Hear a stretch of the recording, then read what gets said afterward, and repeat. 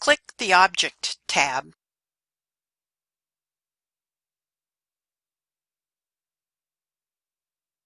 Use Ctrl+Click to select both of the antenna. The main stitch type in the antenna is continuous satin.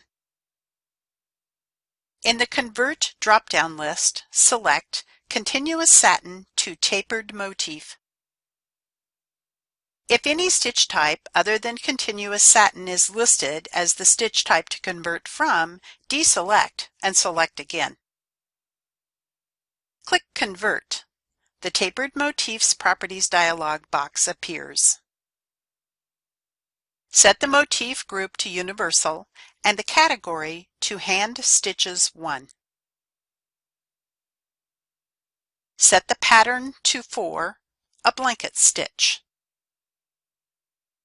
Leave the other settings unchanged and click OK to close the dialog box.